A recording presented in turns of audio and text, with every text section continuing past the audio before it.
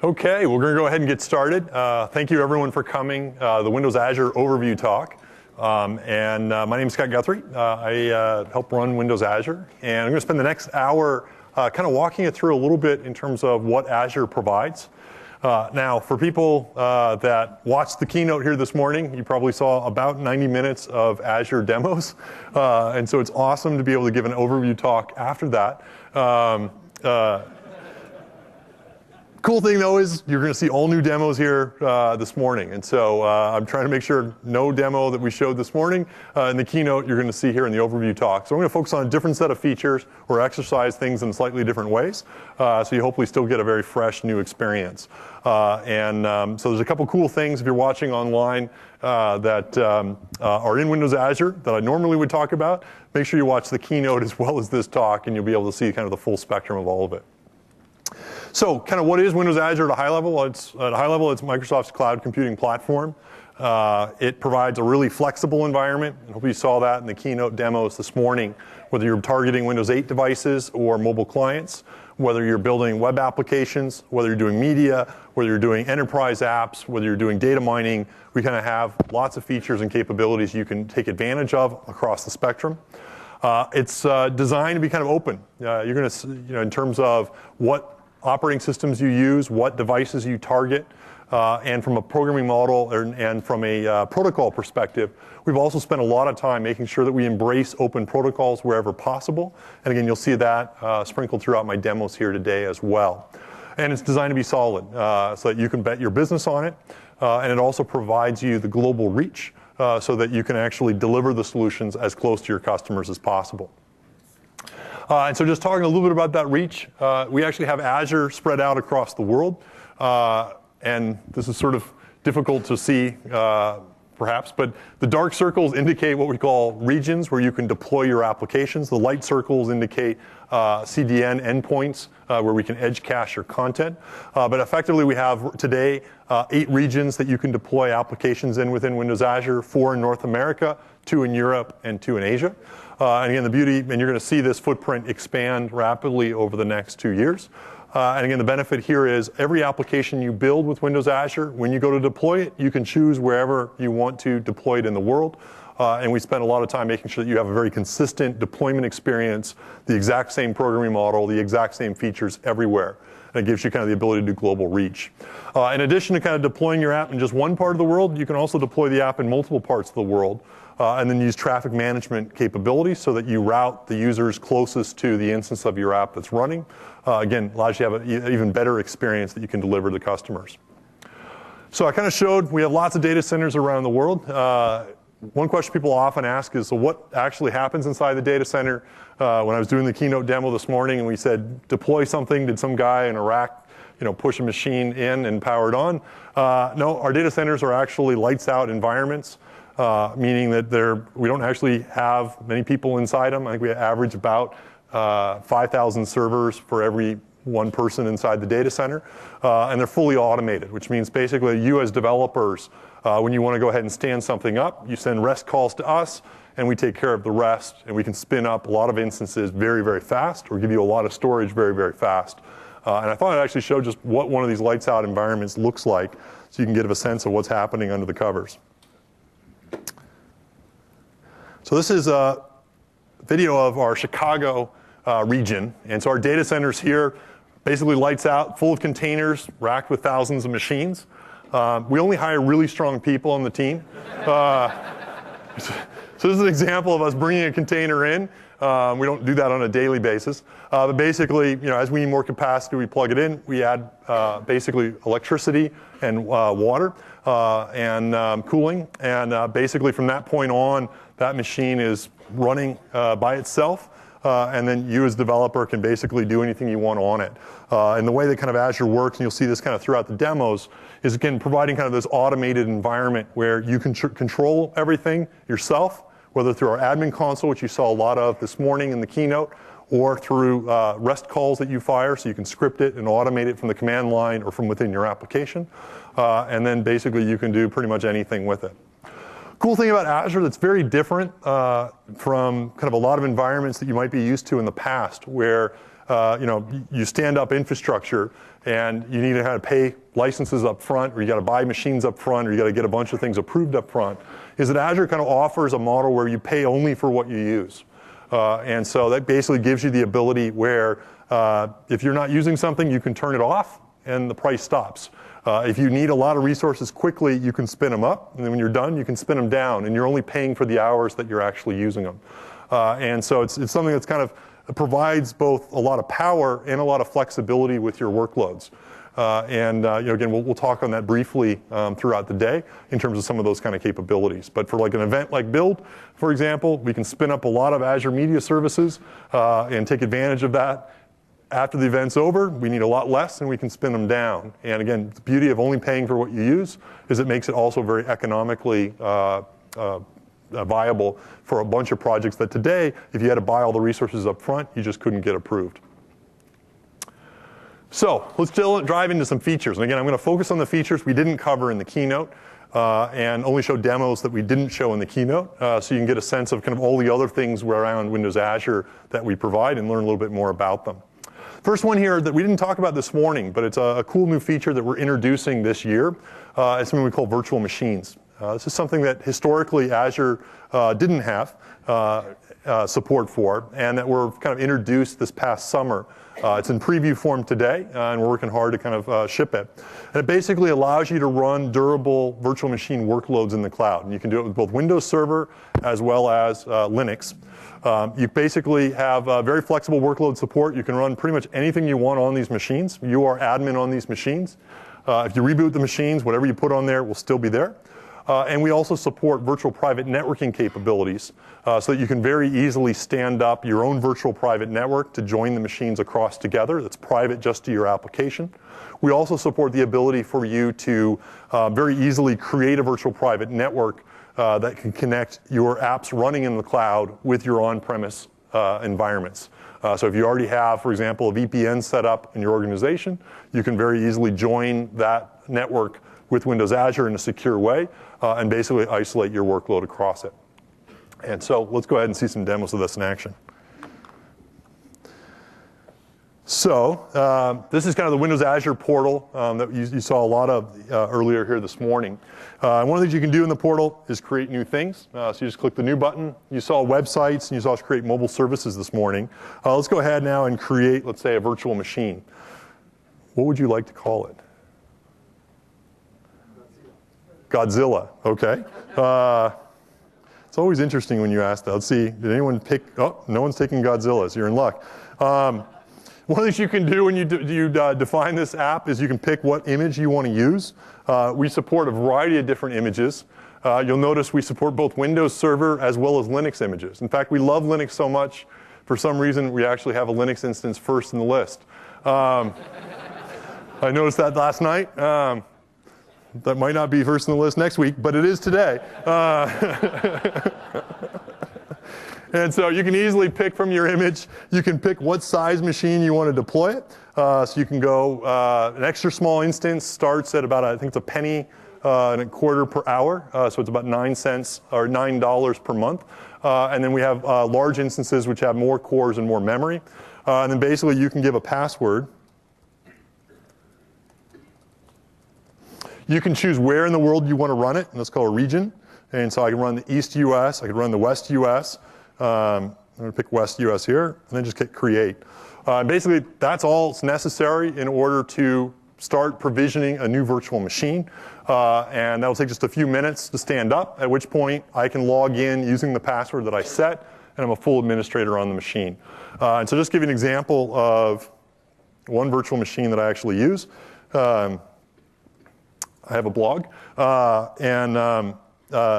it's actually running right now in a virtual machine on Windows Azure. So if I drill into it here, this is one I created earlier. You can see a bunch of statistics in terms of how much traffic. I'm doing 70 megabytes per second, apparently, running on that VM.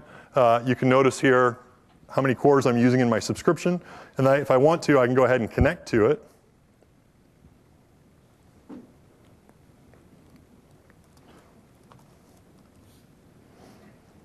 And when I do, this is running in the East region of the US.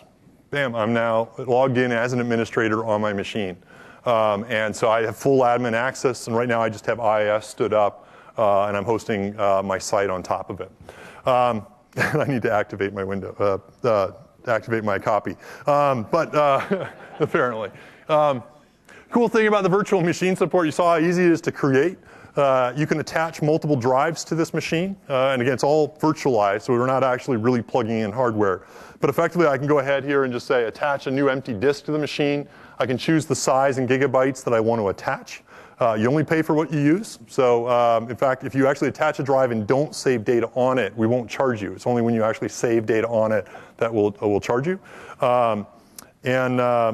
You can notice here I've got both an OS drive and a data disk that I've actually attached to this machine.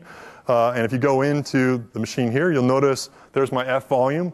And this is that data disk that I've attached, which is separate from my OS partition. And I can basically stick anything I want inside there. Again, all the software that you'd expect to have work just works. And again, I'm full admin on the box, and so I can do anything I want as part of that. A couple of cool things that we support, or a couple of things to call out. One is we have a notion of endpoints that we expose on the web.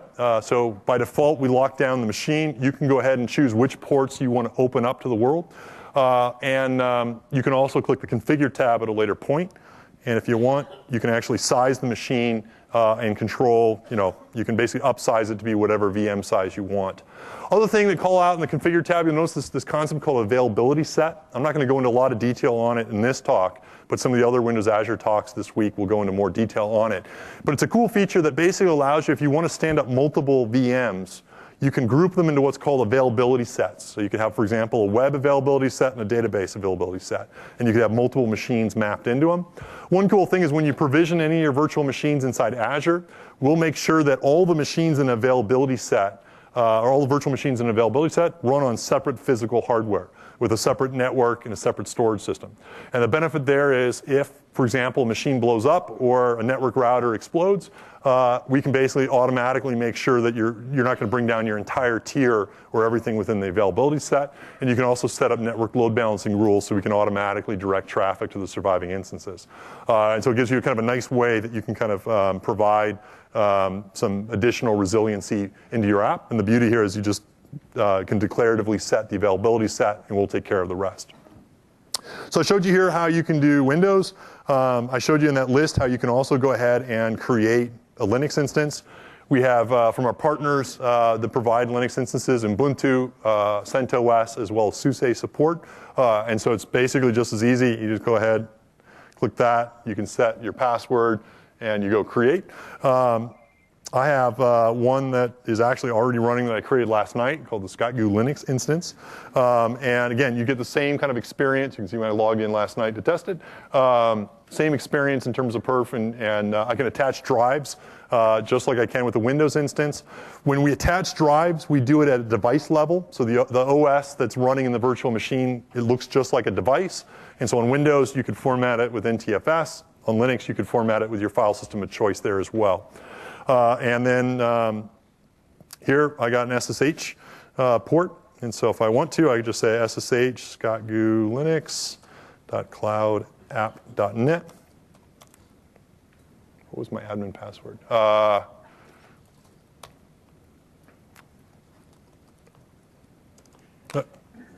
It was not that.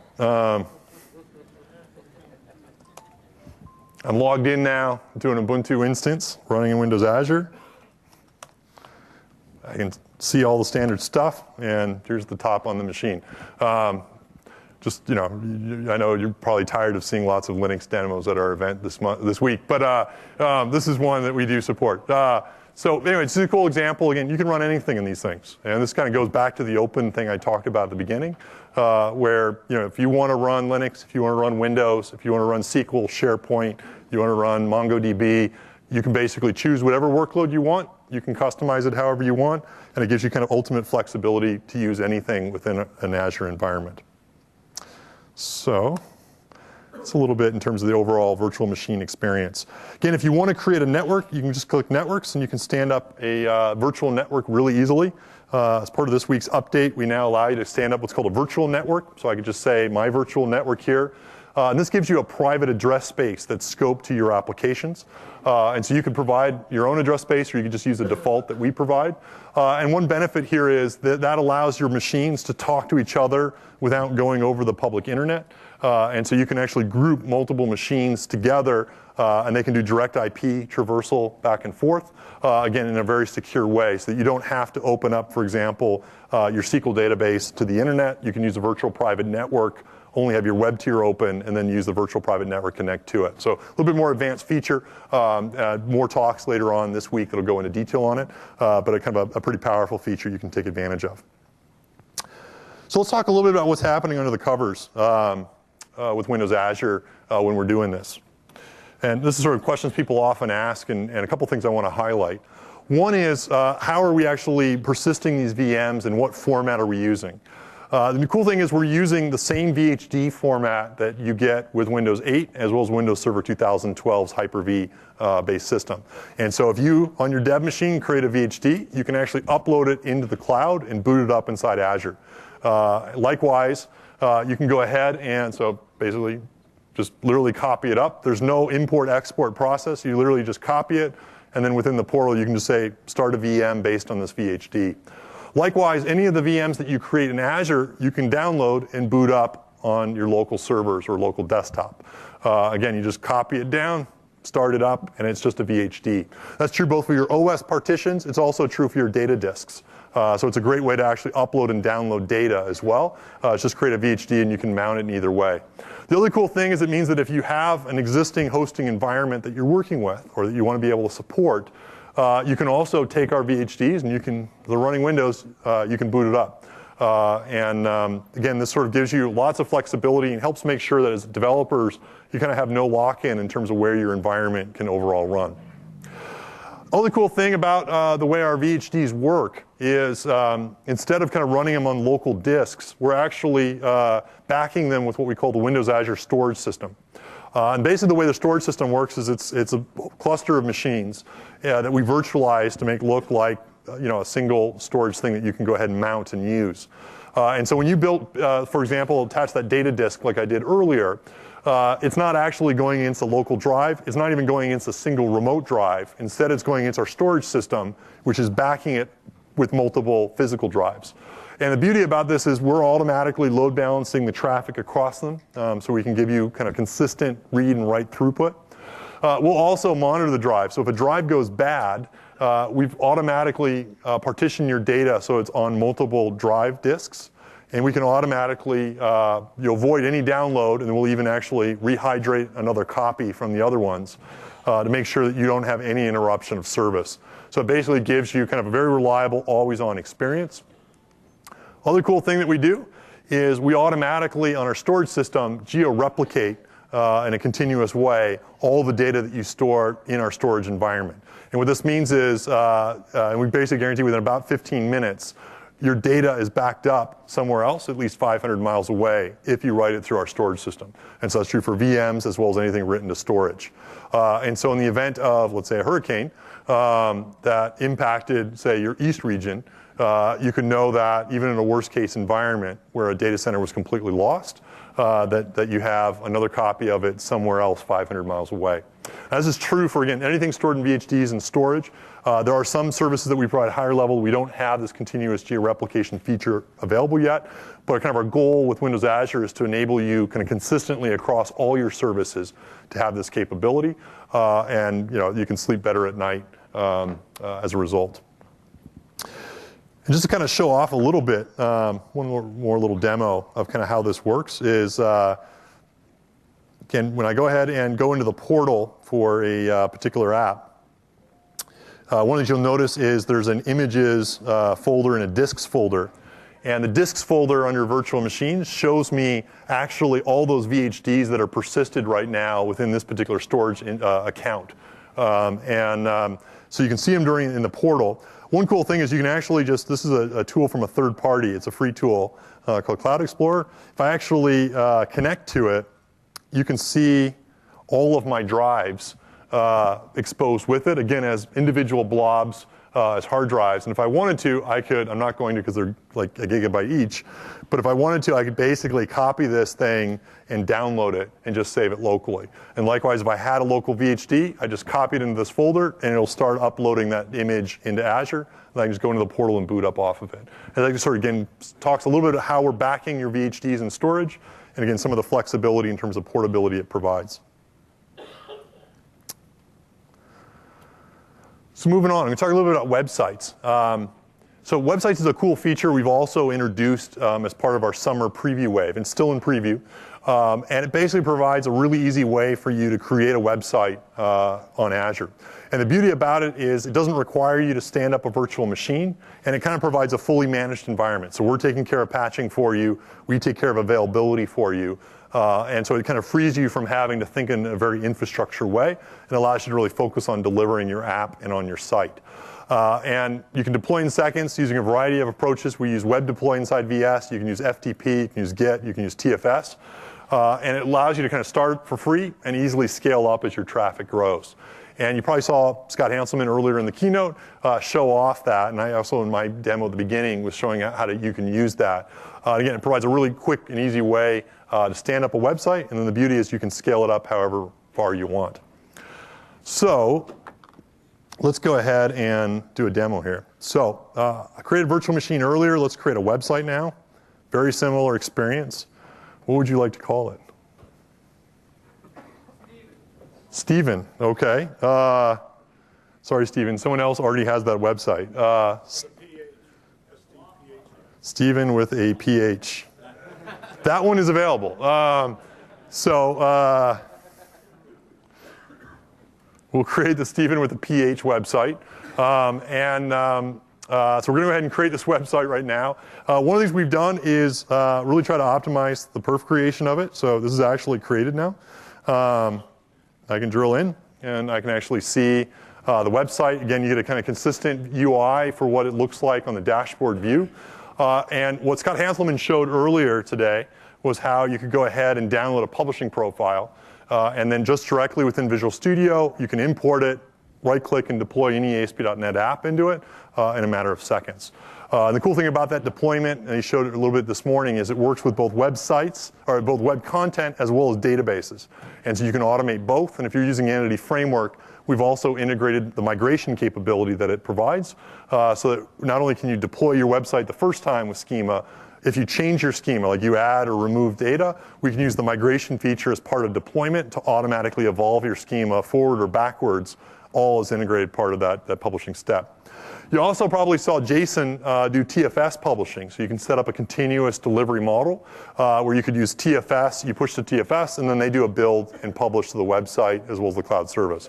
So lots of publishing options. I thought, hey, since you've seen those two demos, let me do another demo. Anyone here using Git? Can there are people using Git? We support that as well as FTP. So if you want to enable Git-based publishing with Windows Azure, you just click that link. And that's gone ahead and created for me a Git repository for my Windows Azure account. And that now allows me to very easily push files directly from my dev machine using Git up to Azure to deploy. So if I basically create a project, you just say git init, git add the file, commit it, just add a remote that points to that website, and you can just do a git push Azure master, and that'll automatically deploy that particular file or that site up into the cloud. So pretty easy to do. Has anyone seen that demo? A few people. One person has. Okay. Well, if only one person's seen it, then I'll do it. So let's go ahead and have some fun here. So Steven, I'm just going to call you Steven. So we'll create something here. We'll call it default CSHTML. I can say hello world, like so. I can then basically do git init. I can git add. I can do a git commit.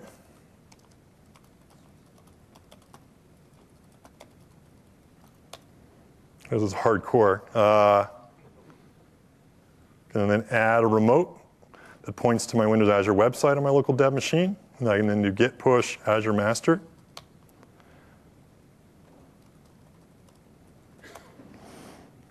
Oh. I have to remember my password is the problem. The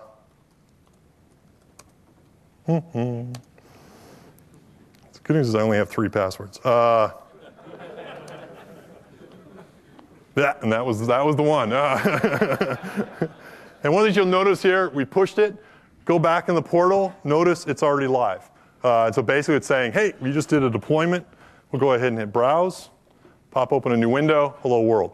And so basically right there, we just did a source control deployment from my local system to the Stephen with PH website that we've gone ahead and hit. And we're starting to enable kind of a continuous integration process as part of it. If I want to show a change, hey, let's go ahead and open that file up again. I can say, hello, the time is, so I'm using just Razor syntax here. You can also build more complex apps than that. Second check-in. So let's go ahead and we're going to open this in the background so you can see what's happening. No magical wires here. And I can say git push Azure master. Remember password 2. Pushing it in the background. Notice the portal picks up the change, and we will be deployed in seconds.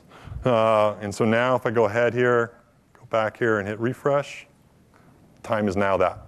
So that's how easy it is to create a new site. That's how easy it is to go ahead and deploy it using Git or TFS or FTP. And hopefully gives you kind of a sense of also in terms of from an openness perspective, we're trying to embrace lots of different technologies, lots of different approaches. One other thing, anyone here using GitHub? Okay, a few people are using GitHub. So let's do one more quick demo here. Stephen with GitHub. Go ahead and create another site. It should take about 7 seconds. Of course, I've jinxed it then. So we're going to create a new site. There we go. I can enable Git or TFS again with this. And one of the cool things that I can do as part of this is I just showed a scenario where I'm pushing from my local dev machine up using source control into the cloud. You'll notice some of these links down here. I can also set up a continuous deployment model with Codeplex, GitHub, or Bitbucket. And so if I want to do Codeplex here, all I need to do is just click this authorize link. This is going to open up and take me off to GitHub, where I can pick from any of the repos that I currently enlisted in. So I have a simple sample demo there. I can hit OK.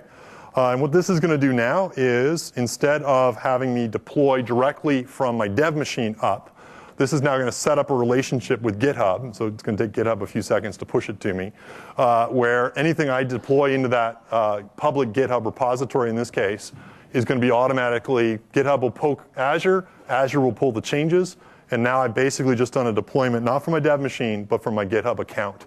And the beauty here then is, so if I click Browse, there's Hello Azure, which is what I had in that initial GitHub repository. If I pull up, say, the GitHub Windows tool here and drill in, this is my local repository here. I could go in and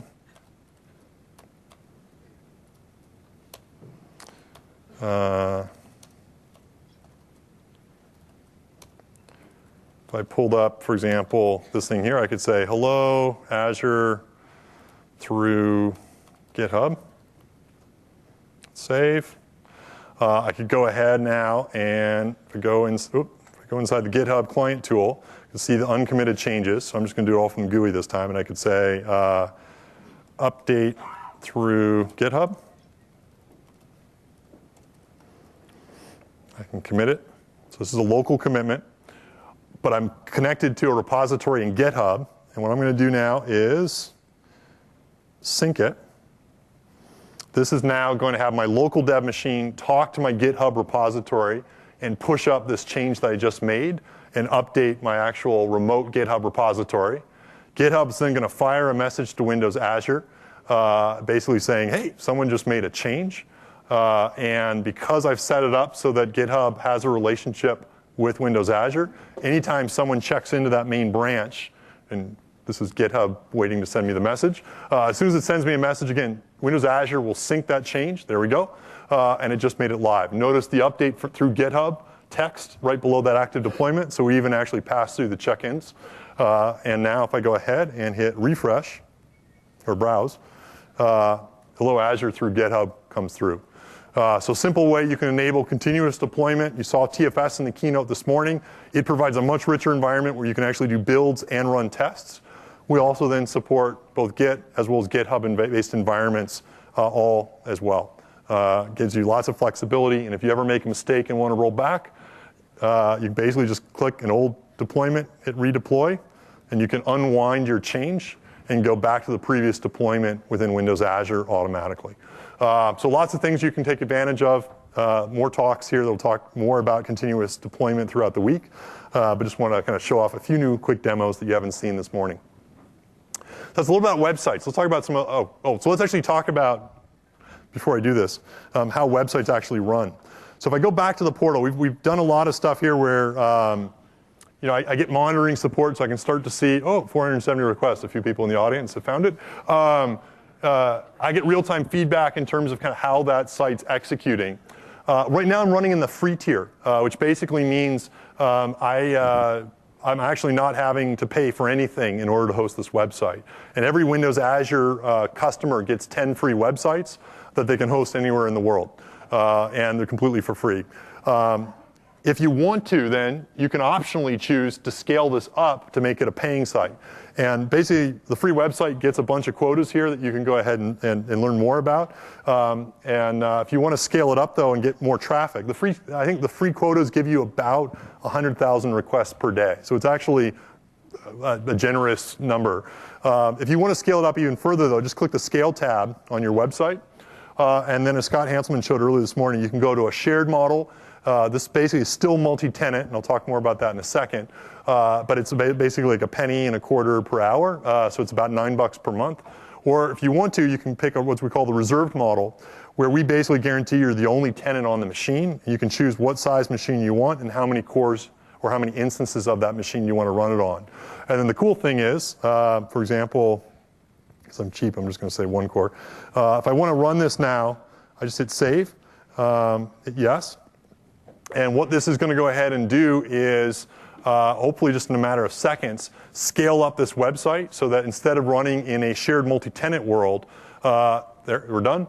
I'm now running on a dedicated reserved instance, or in fact 2 of them, which is great because it's my own private credit card. I'm now running on 2 dedicated instances that are only for me with 2 gigs of RAM each. And that was how easy it was to create the site, deploy it, and now go from a free tier where I'm paying nothing and scaling it up to a dedicated reserved VM model. And the beauty is, I still deploy the same way. I can still update it the same way. These VMs are automatically patched for me, so I don't actually have to take care of that trivia.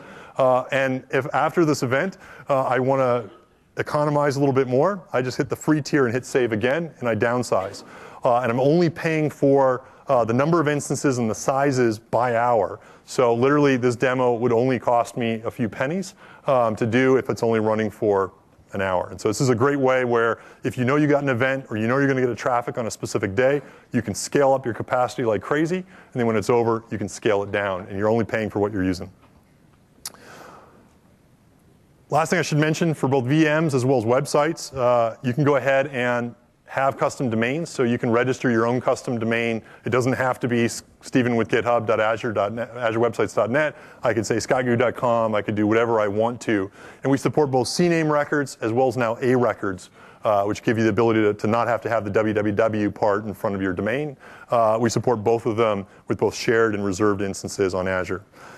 And just so that I can both show the coolness of scaling down as well as not forget about that and actually get hit by the credit card, I'm just going to scale it back down.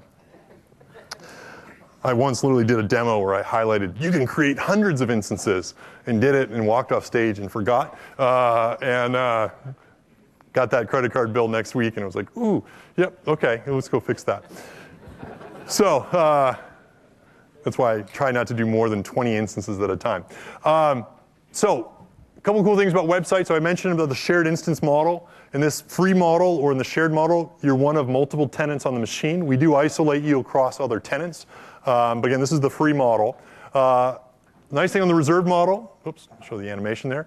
When I did that reserved scale up, we basically gave you a machine by yourself, migrated all your traffic to it. And then here, you're the only person on that machine.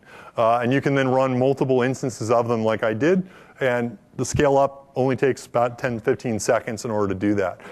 So that's kind of under the covers what's happening. Cool thing also is you can run multiple of your own apps within those reserved instances as well. So you don't need to actually have a separate reserved instance per app. You can actually have multiple of your own apps where you know only your code is running in that machine, and you can support that model as well. So it's great if you're building sites for many people, or you got to maintain multiple sites. You want to make sure I'm the only one there, but I don't want to necessarily have a dedicated one per site. Mobile services, so that was a little bit about web. Mobile services is another feature that we've kind of released this summer. It's also in preview. Josh showed a great demo this morning about it. It basically makes it really easy to build cloud backends for your mobile devices. And we support Windows 8. We support Windows Phone 8 as of this morning. And we also support iOS. And it basically gives you a nice way that you can go ahead and stand up a backend that you can program against from any of those devices. We support a variety of capabilities built in, including data support, so you can store and retrieve data in a secure way. Identity services, like Josh showed this morning, where you can use Microsoft IDs, Facebook, Twitter, Google IDs in order to authenticate. And we also support the ability to run custom scripts, also as kind of Josh mentioned, which means you can reach out to other services on the internet. You can also fire push notifications back to those client devices. So it provides a pretty sweet way that you can go ahead and build backends. One of the things we've really tried to make sure we nail with this is if you're not a server-side guy, if the idea of having to write server-side code and building your own web APIs or your own OAuth tokens is scary, mobile services basically makes it really easy and turnkey, but at the same time gives you an entry point into Azure so you can extend it with even more power later on. And definitely recommend checking it out. Since Josh did a great demo this morning, I'm not going to do another demo here, but he's got a great breakout talk this afternoon that's definitely worth attending. Last kind of compute model I just want to talk briefly about is called cloud services. So we talked about VMs, which give you your own machine where you can put anything you want on it. We talked about websites and mobile services, which are kind of managed programming models designed for building web apps and mobile apps. Cloud services is kind of the grandfather of them all in terms of capabilities. And it basically provides a managed experience for deploying apps, or what we call platform as a service-based model, that lets you pretty much build anything. So you can build both UI, both mobile and web, but you could also build non-UI. So some of our biggest customers do lots of financial analysis, so it's pure number crunching. But they want to use this cloud service model to spin up and spin down those instances dynamically. And what's nice about it is it allows you to define multiple tiers, like I showed in the keynote. So you can actually group your application into multiple buckets, like a front end and a back end, or multiple middle tiers. And it also supports the ability for you to completely automate the deployment of the system. This differs from, say, VMs that I showed at the beginning of the talk, where when you create a VM, you can pick a VHD template, or you can go ahead and install anything you want in it, but you're very much the administrator of that machine, meaning you have to install the stuff and install patches and things like that. With cloud services, we take a lot of that details, handle a lot of those details for you. So you don't have to install patches, you don't have to install your own custom packages. We give you a nice way that you can automate it and stand it up, and then regardless of whether it's running on 2 machines or 100 machines or 1,000 machines or 10,000 machines, you can basically scale it up and scale it down however you want. We also provide a network load balancer built in to cloud services, so you can also direct multiple traffic to them. And a cool thing you can do within a cloud service is indicate whether or not the role is healthy or not. And if you say, for example, in a cloud service, I'm having problems, the network load balancer will automatically take you out of rotation and start sending traffic to other ones. And then when you get healthy again, we can add it back. It'll also, as I mentioned this morning in the keynote, if a machine goes down, we can automatically remove it from rotation, spin up a new instance for you, add it back, all automatically. And so this kind of frees you up from having to actually handle all that yourself, and you don't have to worry about getting a page at 3 in the morning that your app is down or having problems. And so if you're looking for a large app that you're deploying or multiple tiers and apps, definitely recommend looking at cloud services. And we'll have some more talks later this week where you can go into more detail on it. So one of the things that hopefully you've seen both with the keynote demos this morning, but also the ones I've done over the last 30 minutes, is kind of this emphasis point that we like to kind of focus on or claim with Azure, which is we kind of want to enable you to focus on your apps and not have to worry as much about the infrastructure. So how do we provide you an environment where as a developer or as an IT pro, you can really kind of get a lot done really, really fast without having to handle a lot of administrative details, without having to do patching yourself, without having to configure load balancers or network routes yourself. Instead, the programming model and the features we provide help you with that. And I've so far focused this morning on kind of our compute model, so in other words, how you write your own custom code. Well, the other things that we provide with Windows Azure then is a number of what we call building blocks. And these are services that we run that are also managed, meaning we're doing the patching, we're doing the high availability for you, that you can then call from within your application. And so I showed this morning media as an example of just one of those services. Dave Campbell showed how you could use the new Hadoop HD instance big data service that we're standing up. There's lots of other cool services that you can also then use within Windows Azure throughout the stack. And I'm going to demo a couple of these ones that we haven't seen so far today as part of it. First one here is a SQL database. And the cool thing we do with Windows Azure is we basically allow you to stand up relational SQL databases in the cloud. They are clustered for high availability, meaning we run them across 3 separate servers. So again, if a machine goes down, you have 2 other instances you can fail over to automatically. And it's fully managed. So we're doing the patching. We're effectively doing a lot of the DBA activity for you. And it provides a lot of great features. So how many people here have ever asked their IT department to stand up a new database? Isn't that a fun process? How long does it take you to create or to ask for and receive a new database? 20 minutes? 20 hours? 20 days? Someone told me 9 months. That was the worst. So one cool thing about Azure, again, is we have this managed service model. I can create databases really easily. Let's walk through how you do it with Azure. So one of the things I can do is, again, hit new. We've seen websites, virtual machines. We talk about mobile services. Let's click data services. Let's stand up a new database. What would you like to call it? How about Stevens DB? Could pick a server, or I could just choose a new one here. Go and hit OK. Let's count. 1, 2, 3, 4, 5. Done. We got a new database. 5 seconds. It's probably like 7 seconds since I started late. But anyway, click on it, drill in, and basically I have a database that's ready to be used. And you'll notice, again, consistent UI. One of the things we did this week is we actually updated SQL databases, so we now have a dashboard view. So we'll show you even deadlocks, failed connections, successful connections in real time throughout the portal. I can basically grab a connection string, and we show you how to use it from ADO.NET, ODBC, PHP, and JDBC, and I can start programming against this. That literally was how long it took. You might be asking, okay, but how much did it cost? Cool thing about the model here, again, is you pay only for what you use. And so this database I just created, I think it was a 1 gig database, is under $10 per month to pay for. There's no SQL license that you need to provide, so there's no upfront costs. In this case here, it's a gig. I can use it. If I only use 100 megs, it's actually, I think, $4.99 per month. And this gives me kind of the ability to program. I can create ADO.NET. I can use whatever programming model I want in order to store data in it.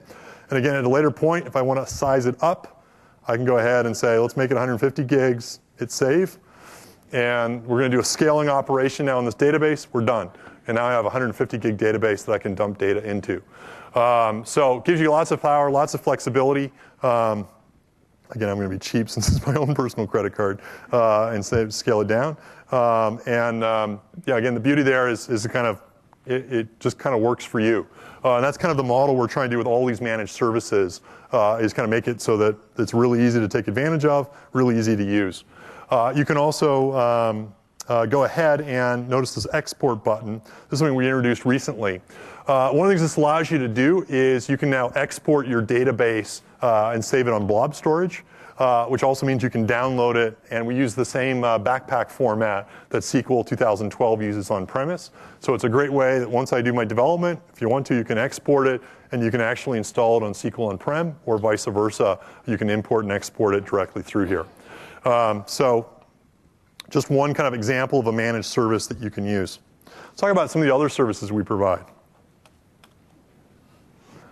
Caching. One of the things that when you're building large-scale apps in the cloud that you have to think about is, how do I handle lots of load? And in particular, if you're building services for your company, or if you're an ISV providing services to others, there's going to come a time, if you're really popular, you're going to need to handle a lot of traffic. And one of the key things about that is, to handle that, is to use caching techniques so that you're not having to hit a database each time, and you can basically scale out in a very low latent way. We have a new feature called the dedicated cache. It's actually shipping in final release form this week as part of our new Azure SDK update. Basically provides a low latency in-memory distributed cache. How many people here have used the ASP.NET cache? A lot of people have. The ASP.NET cache is an in-memory cache, but it's tied to a single machine. So in other words, if you stick something in the cache, it's only in that worker role that web app is running. And so if you've got 4 or 5 machines running your website, they're each going to have a separate copy of the cache because it's all in memory. Cool thing about a distributed cache is it's actually shared across the machines. And so if one machine sticks something in the cache, the other one can automatically access it. And the cool thing also about a cache is you can grow it and shrink it dynamically in the same ease of use that I kind of showed earlier here. It also supports high availability, so it's dedicated, so it's distributed, so it can be on multiple machines. If you mark an entry as requiring high availability, we'll make sure that we copy that cache into 2 separate cache servers. So again, if one goes down, you can automatically fail over to the other one. And we support both our own protocols, but we've also, as part of this release, added Memcached wire protocol support. So if you've got a client library or an OSS package that uses Memcached, you can point it at our cache server and it just works. So let's do a quick demo of that. Open a project here.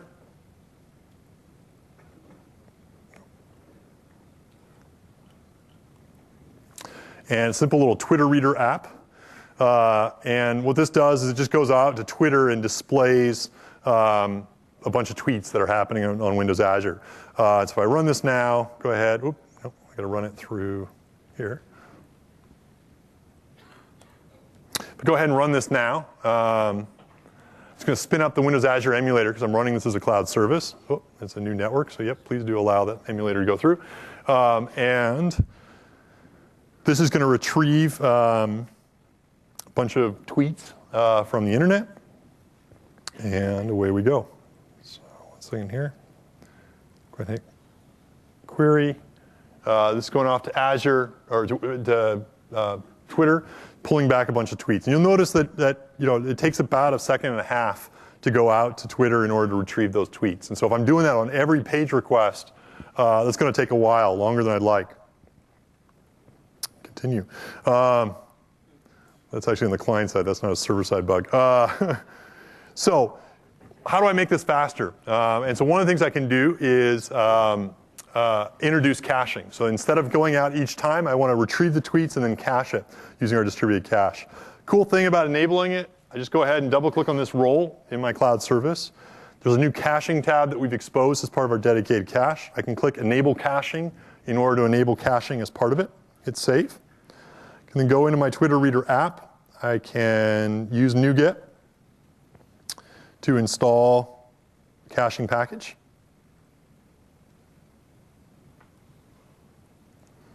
And this is just going to install a .NET library that I can program against. I can then go into my Twitter feeder controller. Say that 3 times fast. And I'm just going to replace this code right now, which is always going off to Twitter, with some code like this, which is going to use the cache. And all this is going to do is just creating our cache object model, checking to see whether or not the tweet's already there. If it's not, I then go get the tweet and add it to the cache, and I just return it. So very simple change. And then last but not least, I'm going to go into my web.config file, and I've enabled caching on this apps, which basically automatically added this code into my config file. I can say Twitter reader, like so. I'm going to enable local cache in order to make it even faster. This allows me to use inside my process a microsecond cache, and then it falls back to the distributed cache. And now when I run this application, what I should see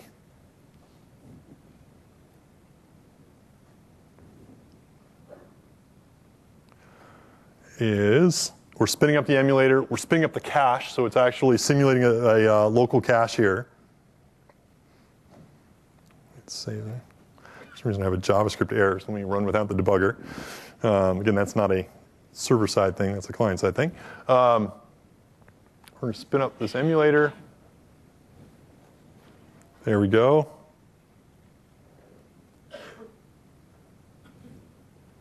And what you'll see here is the first time it's going to take a little bit longer, but as I start hitting this page, notice the responsiveness now is under half a millisecond. And this is basically kind of the benefit of now pulling all the data from the distributed cache. And now I can kind of provide back kind of super fast responsiveness to my customers. Cool thing about the way the cache works, again, is it's distributed. And we support two models. The one I just showed here is where I can actually enable the cache on any of my existing roles within my cloud service. This allows me to use the memory on the machines that I'm already paying for, so it doesn't cost me anything in order to enable the cache. We then ring join this distributed cache so that instead of having 300 megs total, we actually have 1.2 gigs if I have 4 instances. Alternatively, if you want, you can actually, inside your cloud service, stand up dedicated worker roles. And I could have, for example, a 24 gig cache that way, and then have my web front ends access it. So the cool thing is you can take advantage of this cache literally for free if you've already got a cloud service, or again, if you want to do even more, you can scale it up. And we have some customers that are running, hundreds of gigabytes of cache. Beauty is the responsiveness, even on the cross-machine hop, is basically on average about 1.1 millisecond round trip. So it's super fast, super efficient. And because it plugs into our scaling model, if I decide to scale up the number of workers I have, the cache will dynamically grow in size, and I now have 48 gigs available to me instead of 24. And I can scale that down as well. And so if you remember in the keynote where I showed in the scale tab, I can scale up and scale down each tier. This plugs in directly to it. It's a great feature you can take advantage of. Another service that we provide that's managed that's really cool is called the Service Bus. This basically gives you secure messaging and relay capabilities, makes it really easy to build hybrid apps, and it allows you to kind of architect your app so that you can run in a more kind of what we call loosely coupled way. And what do I mean by this? Well, as an example, let's say I have a store front end and I have a service in the back end. And every time someone places an order, my front end web server places an order. Well, if I basically do this in a very synchronous kind of way or tightly coupled kind of way, if I have a failure in the back end, I'm going to ultimately bleed out those errors to my customer, and I'm not going to be able to place orders. In a loosely coupled model or a messaging-based model, what you can often do that adds a bunch of resiliency is introduce the concept of a queue. And so now on my front end, instead of directly talking to my back-end service, I can create a message object, stick it in a queue, and then the back-end service can dequeue it and actually do something with it. And the benefit there is if I got a failure in the back end, I can still be pumping messages through into my queue. And then once that back end comes online, I can pull those messages off and I can do stuff with them. So it's kind of standard message-based approach. Other cool thing about this is just from a scaling perspective, it means I can have multiple front ends that are all dumping messages into the queue, and I can have multiple back ends pulling them off. And this gives you kind of a concept we call load leveling, where basically you can have arbitrary numbers of front ends or back ends, and you can, again, scale these up or down based on your traffic within your application. So you're only paying for what you need. So to make this all real, let's go ahead and show this in action. I'm going to do a simple demo. If you have internet access or a phone, break it out because we're going to need your help. Where basically I'm going to have a web app hosted inside Azure, built with MVC4. And this app, when you post to it, is going to create a message object that we're going to stick in what's called a service bus queue. And then I'm going to run an app on my laptop, which is going to just be a simple console app. And I'm going to dequeue whatever you say to me, and I'm going to print it on the screen. This is really exciting and really scary. So be gentle. So how does this work? Well, inside Windows Azure, you saw me create a variety of services. If I want to, I could create another app service. I could create a queue. I just say, hey, whatever, pick it. It would create it, and it would show up inside the portal. And so you can see here, there's a queue right here. I have an orders queue. Basically, what I'm doing inside my app, my web app, is simple ASP.NET app. And all I'm doing is displaying a form. When you enter a form, I basically just get a reference to that queue, create a message, and send it to it, and then redisplay. And so you can actually access this app now by going to what is the URL? Can't remember the URLs. I think it's scottgumessage.cloudapp.net. Let me make that bigger. So if you go to this address, scottgumessage.cloudapp.net, you can see that form, and you can go ahead and you can type me anything. So, hey there. There we go. So anyway, you're sticking it in a queue. Now right now, it's just building up in the queue that I have inside Windows Azure. So I don't have any listeners on it right now. Let's instead now go ahead and open up my queue receiver. So this is a simple command line console app written in C#. It's just connecting to the same queue. It's going to be running on my laptop. And it's just going to loop forever, pull the message off. And if it's not null, it's just going to display it on the screen. And so now, if we go ahead and launch this up, there we go. You can actually see everything that people in the room are saying. Oh, my armpits, thank you. Anyway, you can basically see in real time. Wow, there's a lot of feedback here. You can basically see in real time everything that's going there. And this is a great example of how you can tie together stuff running in the cloud through a web role, firing into a queue, going down to my laptop, displaying. There's a lot of stuff. My guess is there's a big Channel 9 audience watching this, since I don't see that many people typing inside the room. So that's a lot of messages. That's the most I've ever seen. That's awesome. And just like other services inside Windows Azure, I can go to the dashboard, and there's a slight delay here, so I should see it in a few minutes, a huge burst of messages that'll show up. So I can also see kind of in real time how my app is doing. So that's one cool feature of the service bus. Let's now show another one. So this is an example of how I can do kind of an asynchronous message-based approach. Other capability we support with Windows Azure is called the relay. And this is useful for cases where you want to do a synchronous approach. So let's say, for example, you got a database inside your organization, or you have an app inside your organization that you're just not comfortable yet moving to the cloud. Your guys say, hey, we've already paid for the hardware, we've already paid for the database, or I don't want to copy it over to someone else's data center. What you can do with the relay, which is pretty cool, Service Bus, is basically build an app and then use WCF to connect to a Service Bus relay running inside Windows Azure. And this allows you to publish a WCF contract to the cloud that your client applications can then go ahead and access. And this provides a secure tunneling approach, and it allows you as an organization to only publish the data you want using well-known contracts that you support. So let's see what this looks like in action. So to try this out, I'm also going to need some help from the audience or people online. I am opening up a WCF project. It's again going to be a command line console app. I have a customer contract defined in WCF with a get customers and get customer ID method. And I'm implementing it using Entity Framework against a local database on my laptop where I just return the data. So a very simple contract. I can then, inside my console app, when I start up, connect to Windows Azure, and I'm publishing this service up in the cloud. And I just display some details there. And every time someone connects to it, I actually write a little bit of debug logging data to the screen. And what's cool then is, if I go now in my browser, connect over here. Yep, should see in a second, assuming the network gods are with me. I might also be downloading billions of messages from various people. But I should see, hopefully in a second here. Come on. I wonder if I ran the right thing.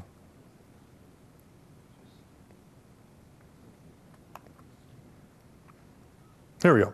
OK. Oh, and someone's already found it. Great. Oh my God, that's scary. Cool. I didn't even describe what I'm doing yet. So this is an app, again, you can hit. And now I'm getting slammed by thousands of people on the internet, where basically what you should see is like, oh, wow, look, I can actually retrieve the data. Basically, this is hitting my laptop. I think you're actually... I'm getting so many requests that it's actually, yeah, it's... I'm running on a SQL Express, so it's single core, small amount of memory. But everyone out there apparently is getting the data. But basically what this would allow me to do is reach down and connect to that service, hit the data, and retrieve it. And yeah, if I wasn't being slammed by thousands of people, it would work. Cool thing about this is it also does load balancing. So if I knew that there were this many excited people that were going to hit that site, I probably would have put a bigger database and I could load balance it. But again, kind of a cool example of what you can do in action here. Last demo for people, if you can keep me online, channel 9 one more time. So this is a great way to make it secure. Again, the beauty about both these things, you only pay for what you use. And so from a pricing perspective, you're only paying by the message or by the hour. And it's basically you could run a relay 24/7, I think, for an entire month, and it costs about $2. So pretty price effective. Lots of services I showed here that you can take advantage of. These are all built-in ones that we provide. Last thing I'm just going to go talk about briefly is the Windows Azure Store that we announced and showed off earlier in the keynote. Cool thing about it, lets you consume services from a lot of our partners, makes it really easy to try and purchase things, and billing is integrated into your Windows Azure bill. So you don't, if you've already got your bill set up with that.